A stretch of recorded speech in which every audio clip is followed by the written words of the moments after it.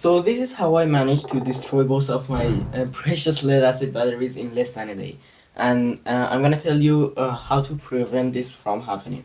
As you can see, these that used to be 12 volt batteries are now at 4.1 volts both. So yeah, they're basically fried.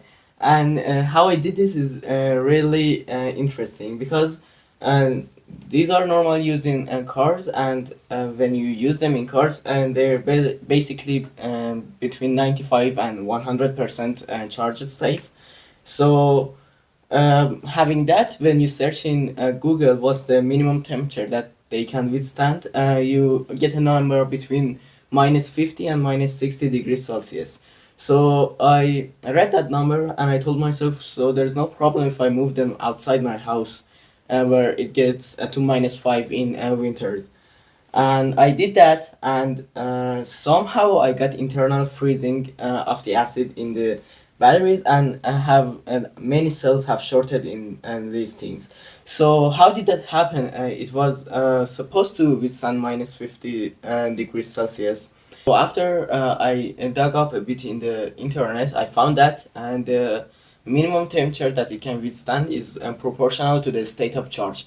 So when it's in a car, it's usually at a full charge, and it can withstand really low temperatures. But when I use this, as I'm gonna show you a bit later, in my solar project, and they do cycle between 20 and 100%. And it happened to be at 20% when the air was at -5 degrees.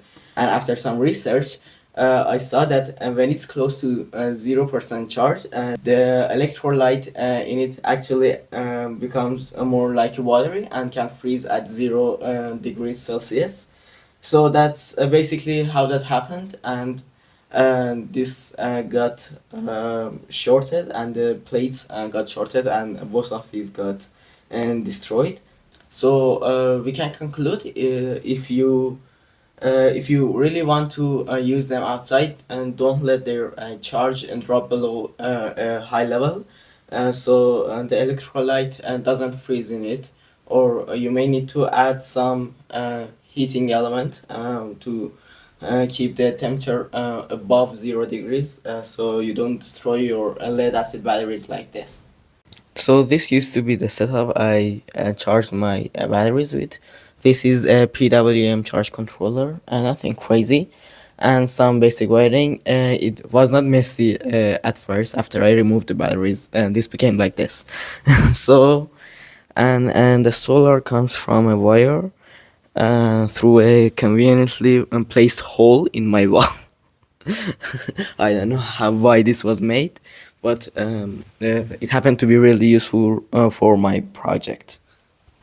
And here's the wire, and the solar panel. It's a single 100-watt panel, but it does the job for me. And but I can use the full potential because my charge controller is rated for 60 watts.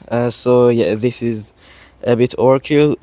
So if you like this video, and this video helped you out in any way, please consider subscribing, because I really want a 100-watt charge controller.